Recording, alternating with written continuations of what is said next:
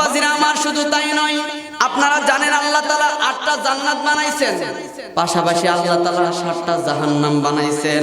সারা নামক পাথরের নিচে আল্লাহ 7টা জাহান্নাম বানাইছেন। ওই 7টা জাহান্নাম রে আল্লাহ বানাইয়া ওই 7টা জাহান্নামের একজন লিডার বানাইয়া দিছেন, একজন মালিক বানাইয়া দিছেন। যেমন প্রধানমন্ত্রী, রাষ্ট্রপতি, এমপি, ইউনিয়ন চেয়ারম্যান, উপজেলা চেয়ারম্যান, মেম্বার আছে না নাই? প্রত্যেকজনের এলাকা ভিত্তিক একটা দায়িত্ব থাকে। ঠিক আল্লাহ সুবহানাহু ওয়া তাআলা ওই 7টা জাহান্নাম বানায়া একজন ফেরেশতারে লিডার বানাইছে। ওই লিডারের নাম হলো হযরতে মালিক রাদিয়াল্লাহু তাআলা আনহু। হযরতে মালিককে বানাইছে আল্লাহ 7টা জাহান্নামের লিডার। ওই মালিক রাদিয়াল্লাহু তাআলা আনহুর সাথে আবার প্রতিনিধি আল্লাহ তাআলা 19 জন ফেরেশতা সৃষ্টি করেছে। 19 জন ফেরেশতার আল্লাহ বানাইছেন। এই 19 জন ফেরেশতা জাহান্নামে প্রবেশ করো। 19 জন ফেরেশতা বলে, আল্লাহ জাহান্নামের আগুন সহ্য করতে পারবো না। জাহান্নামের আগুন যদি একবার কোনো মানুষের শরীরে শুধু লাগে, পুরাইতে হবে না। যদি দূর থেকে যদি কোনো মানুষের গায়ের মধ্যে যদি জাহান্নামের আগুন একবার লাগে, ওই আগুনের তাপ মানুষ 70,000 বছর পর্যন্ত অনুভব করব। ফেরেশতারা বলে, আল্লাহ আমরা জাহান্নামে যাব না, যদি জাহান্নামে দিতে হয় আমাদেরকে কেন বানাইলা? আল্লাহ বলে, ফেরেশতারা তোমাদেরকে জাহান্নামে শাস্তি দেওয়ার জন্য বানাই নাই, প্রতিনিধি করার জন্য বানাইছি। আমার কিছু বান্দাকে দুনিয়াতে পাঠাবো, বান্দারা আমার হুকুম মানবে না, ইবাদত বন্দেগী করবে না, নাফরমান হয়ে যাবে। ওই বান্দাদেরকে শাস্তি দেওয়ার জন্য একটা নির্ধারিত স্থান বানাইছে, যার নাম হলো জাহান্নাম। ওই জাহান্নামে নির্ধারিত পদ্ধতিতে শাস্তি দেওয়া হবে, আর এই শাস্তিগুলো তোমরা দিবা, সেই জন্য তোমাদেরকে বানাইছি। 19 জন ফেরেশতা বলে, আল্লাহ জাহান্নামে তো চতুর্দিকে ভিতরের মধ্যে শুধু আগুন আর আগুন, আল্লাহ জাহান্নামে ঢুকলেই তো আগুনে আমরা জ্বালায়া লাইব, আল্লাহ জাহান্নামে ঢুকবো না।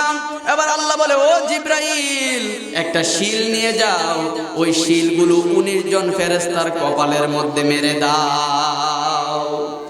19 জন ফেরেশতার কপালের মধ্যে শিল মেরে দাও। এবার জিবরাইল বলে, আল্লাহ কি শিল মেরে দিব, কি শিল মেরে দিব?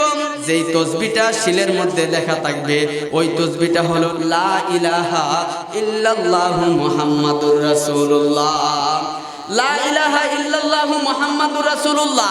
এই শিলটা 19 জন ফেরেশতাদের কপালের মধ্যে মেরে দিবেন।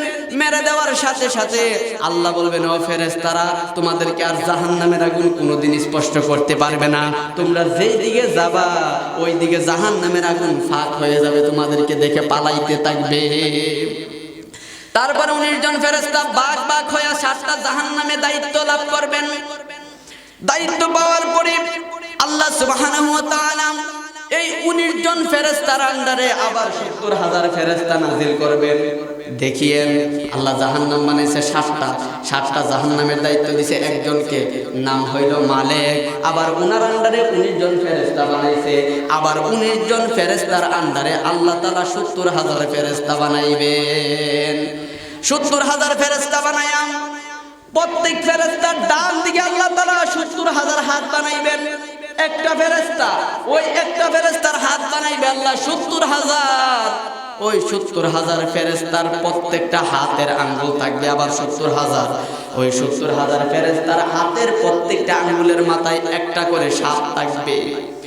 কেমন সাপ জানেননি? হাদিস শরীফের মধ্যে আল্লাহর হাবিব বলেন, ওই সাপগুলো কেমন জানুনি? আল্লাহর হাবিব বলেন, কিয়ামতের ময়দানে ওই 70,000 হাতের আঙ্গুলের মধ্যে যেই 70,000 সাপ থাকবে, ওই সাপের আল্লাহ এমন বিষ দিবেন, এমন শক্তি দিবেন, ওই সাপগুলো জাহান্নামী মানুষদেরকে কামড়াইতে থাকবেন। ওই জাহান্নামী মানুষদেরকে বড় বড় সুবল দিবে। যদি একবার সুবল দেয়, আল্লাহর হাবিব বলেন, একবার সুবল দেওয়ার কারণে জাহান্নামের মানুষগুলো আবার 70,000 বছর চিৎকার করে কান্না করবে। চিন্তা করেন কেমন ভয়ানক সাপ। ওই সাপের ওজন কত জানেননি? ওই সাপের দৈর্ঘ্য কত জানেননি? আল্লাহর হাবিব বলতেছেন, ওই কোন সাপ যদি দুনিয়ার দিকে একবার যদি মুখ ফিরায় তাকায়, দুনিয়াটা ভরাট হয়ে যাবে। তাহলে চিন্তা করেন সাপের মাথাটা থাকবে কত বড়। এত বড় ভয়ঙ্কর সাপ জাহান্নামী মানুষের চুবল দিবে। আল্লাহর হাবিব বলেন সাপটা যখন একবার চুবল দিবে মানুষটা 70,000 বছর পর্যন্ত ব্যথা অনুভব করবে। 70,000 বছর পর আবার মানুষটা স্বাভাবিক হবে, আবার জাহান্নামের সাপ চুবল দিবে, আবার 70,000 বছর মানুষ কান্না করবে।